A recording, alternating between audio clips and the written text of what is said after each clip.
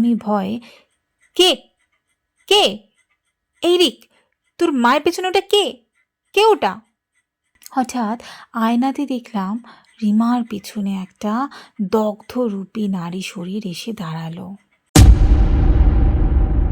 নমস্কার বন্ধুরা, আমি সঙ্গীতা রাজেমি এসে গেছি আর একটি ভৌতিক কাহিনী নিয়ে, যা শুনি আপনার গায়েও কাঁটা দিয়ে উঠবে। আজকের ঘটনাটা পাঠিয়েছেন সোমা বিশ্বাস। তিনি এর আগেও বেশ কয়েকবার গল্প পাঠিয়েছেন আর তার পাঠানো গল্প আপনাদের ভালো লেগেছে। রানীক্ষেত থেকে বোন রোজ একবার করে আমাকে ভিডিও কল করে কথা বলে। আমি মালদা নিবাসী, তাতে ওই রোজ দুই বোনের দেখা আর আড্ডা চলে, অর্থাৎ রথ দেখা কলা বেচা দুই হয়। বোন আমার থেকে 3 বছরের ছোট, কিন্তু আমাদের মধ্যে বন্ডিংটা খুবই ভালো ছিল। দুজনকে সব কথা শেয়ার না করে থাকতেই পারতাম না।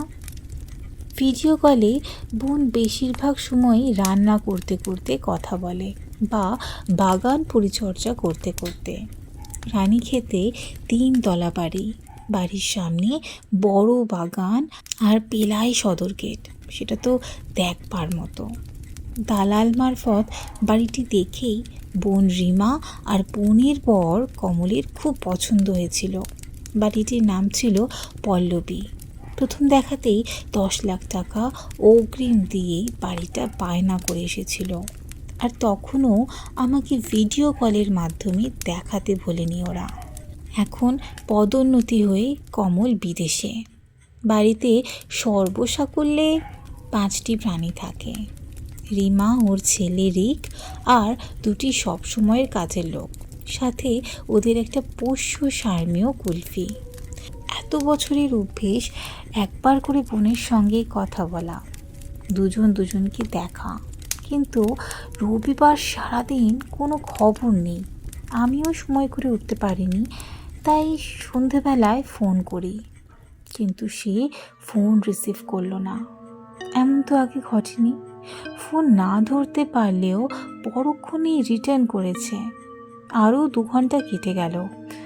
অগত্যা একটু অস্বস্তি নিয়েই ওর ছেলেকে ফোন করি, কারণ ও তো পড়াশোনা আর চেম্বার নিয়েই খুব ব্যস্ত থাকে সারাদিন। ফোনে রিক বলল, মা তো কাল সন্ধ্যের পর থেকে ঘরের দরজা বন্ধ করেই আছে, ঘরের থেকে বাইরেই আসেনি। ডাকলে বলছে আমায় বিরক্ত করিস না। কিন্তু জানো তো, মানে যতবারই মা উত্তর দিচ্ছে মনে হচ্ছে গলাটা খুব ভারী, বোধহয় ঠান্ডা লেগেছে। তারপর পরিচারিকা সবিতা ফোনটা ধরে বলল, কুলফি নাকি কাল রাত থেকে ঘুমায়নি, খুব চিৎকার করছে।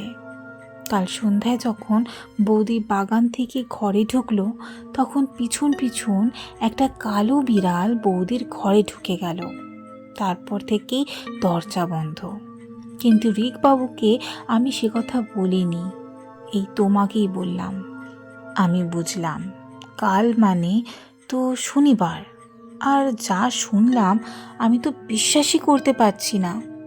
আমরা 2 বোন ছোটবেলা থেকেই খুব ডাকাবুকো, যাকে বলে ভয় বলতে কিচ্ছু নেই।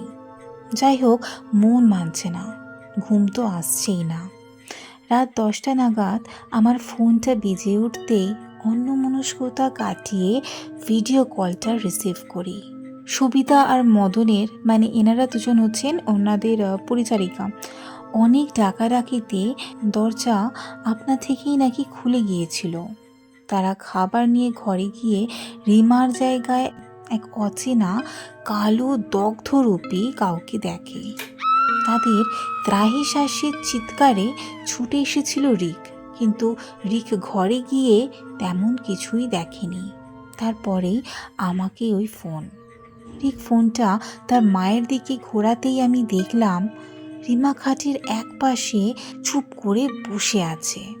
রিমার পেছনের আলমারির আয়নাতে আবার আমি রিককে দেখতে পাচ্ছিলাম। রিক বলল, মা, মানির সাথে কথা বলো। আমিও অনেকবার রিমা, এ রিমা বলে ডাকলাম। মনে হলো ওর কাছে আমি বা রিমা নামটা খুব অচেনা। কিছুক্ষণ পর একটু মুখটা তুলে আমার উদ্দেশ্যে হাসলো, কিন্তু হাসিটা যেন স্বাভাবিক প্রাণ খোলা নয়। আর এক পলকে ঘরের চারদিকটা তাকিয়ে আবার মুখটা নামিয়ে নিল, যেন কাউকে খুঁজছিল। আমি আবার ডাকলাম, কি রে বোন, কি হয়েছে? কিন্তু কোনো উত্তর নেই। হঠাৎ আয়নাতে দেখলাম রিমার পিছনে একটা দগ্ধরূপী নারী শরীর এসে দাঁড়ালো, আর রিমা দুলতে লাগলো। আমি ভয়ে, কে কে এই রিক, তোর মায়ের পেছনে ওটা কে? কে ওটা? বলতেই ফোনটা কেটে গেল।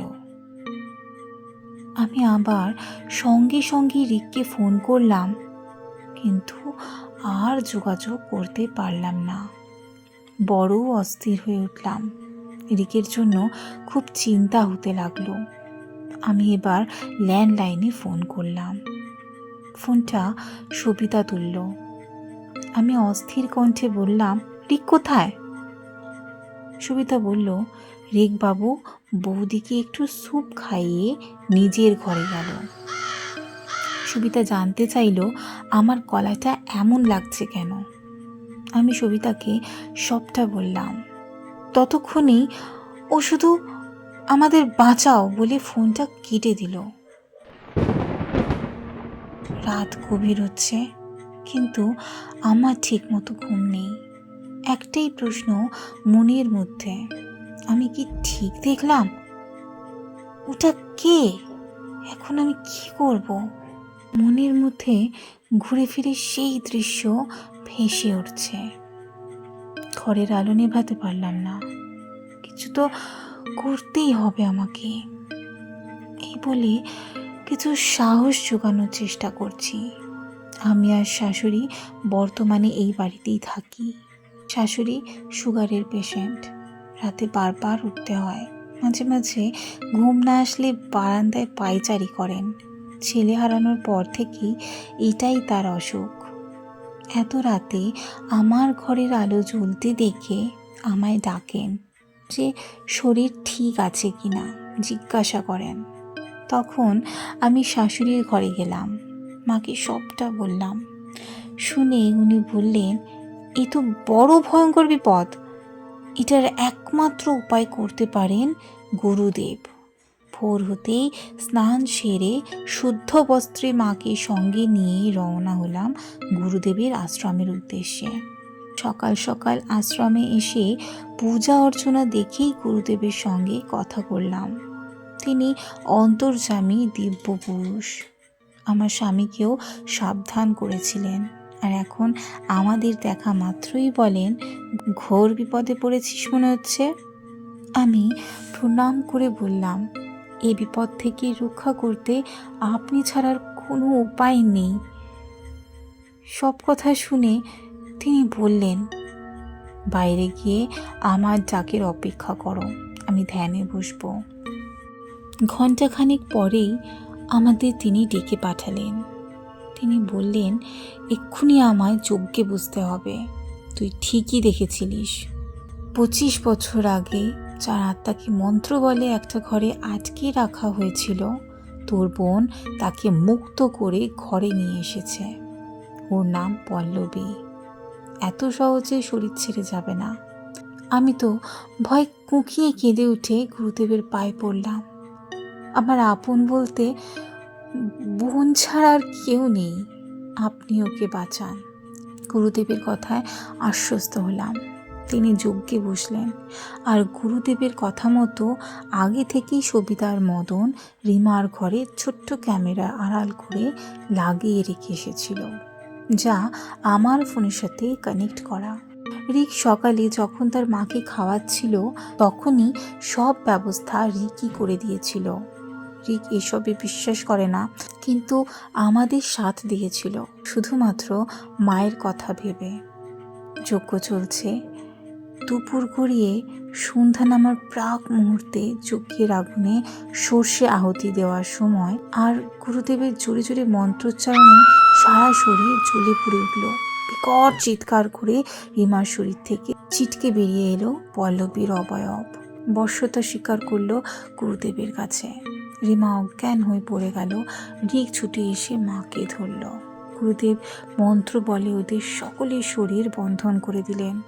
পল্লবীর কাছে জানতে চাইলেন যে সে কোথা থেকে এসেছে, কেন এই শরীরে সে আশ্রয় নিয়েছে, এবং গুরুদেব আরও বললেন, তোকে কষ্ট দেব না রে মা, সব কিছু খুলে আমাকে বল, আমি তোর মুক্তির ব্যবস্থা করে দেবো, এই কথা দিলাম। পল্লবী মুক্তির কথা শুনে হাউমাউ করে কেঁদে দিল আর বলল যে মুক্তির জন্য আমি 25টা বছর ধরে ছটপট করছি, তার ব্যবস্থা করে দিবি তো? গুরুদেব বললেন, আমার ওপর ভরসা আর বিশ্বাস রাখ, তাই হবে। পল্লবী বলল, আমি এই সেন বাড়ির মেয়ে, আমি এক মুসলিম ছেলেকে ভালোবেসে বিয়ে করে পালিয়ে গিয়েছিলাম। সুখেই ছিলাম আমরা, কিন্তু 1 বছর পার হতে না হতেই একটা অ্যাক্সিডেন্টে আমার স্বামী প্রাণ হারায়। অগত্যা আমাকে বাড়ি ফিরে আসতে হয়, কিন্তু বাড়িতে আমাকে কেউ মেনে নিতে পারে না। এই বাড়ির একমাত্র সকলের আদরের মেয়ে আমি। আমার একটা সিদ্ধান্ত সব কিছু ওলটপালট করে দিল। আমার জন্য নাকি বাড়ির লোকের জাত চলে যাবে। এছাড়াও নানান কটূক্তি শুনে আমি সহ্য করতে না পেরে বাগানের পিছনের ঘরে গিয়ে আগুন দিয়ে আত্মহত্যা করি। আমার আত্মা মুক্তি না পেয়ে এই বাড়িতেই ঘোরাঘুরি করতে থাকে। একদিন বাড়ির লোক এক তান্ত্রিক ডেকে ওই ঘরে আমার আত্মাকে বন্দি করে রেখে দেয় আর দরজার বাইরে মন্ত্রপুত দড়ি বেঁধে দেয়। তারপর আবার বাড়ির লোকজন তড়িঘড়ি জলের দামে বাড়ি বিক্রি করে অন্য কোথাও চলে যায়। শনিবার সন্ধ্যায় রিমা বাগান পরিচর্যার সময় আগাছার সঙ্গে অজান্তেই সেই দড়ি কেটে দিয়েছিল, আর আমি ওর সাথে এখানে চলে আসি। সব কথাই বাড়ির সকলে শোনে, আর পল্লবী সকলের কাছে ক্ষমা প্রার্থনা করে ও কাঁদতে থাকে। গুরুদেব তার কথা মতন মুক্তির ব্যবস্থা করে দেন এবং মুক্তি পেয়ে বাতাসে বিলীন হয়ে যায় চিরতরে। সমস্ত কথা কমল জানতে পেরেই তড়িঘড়ি বিদেশ থেকে ফিরে গুরুদেবকে এই বাড়িতে আনার সকল ব্যবস্থা করা হয়। বড় করে শান্তিশাস্ত্রের পূজা পাঠ করা হয়। এখন সকলেই ভালো আছে। আমি শাশুড়ি মাকে নিয়ে এখন বোনের সঙ্গে রানী খেতেই থাকি। তো বন্ধুরা, আজকের এই গল্পটি আপনাদের কেমন লাগলো অবশ্যই কমেন্ট বক্সে জানাবেন। যদি ভালো লেগে থাকে তো অবশ্যই লাইক, কমেন্ট, শেয়ার, সাথে সাবস্ক্রাইব করে পাশে থাকা বেল আইকনটা প্রেস করে দেবেন, যাতে সমস্ত নতুন ভিডিওর প্রথম নোটিফিকেশান সবার আগে আপনার কাছে পৌঁছে যায়। ও হ্যাঁ, যদি আপনাদের জীবনে ঘটে থাকা কোনো ভৌতিক ঘটনা বা শোনা কোনো কাহিনী থাকে, তাহলে অবশ্যই আমাকে এই স্ক্রিনে আসা ইমেল অ্যাড্রেসে বা আমার ফেসবুক পেজে লিখে পাঠাতে পারেন। অপেক্ষায় থাকলাম কিন্তু। তো চলো tata, bye bye, stay blessed, be happy.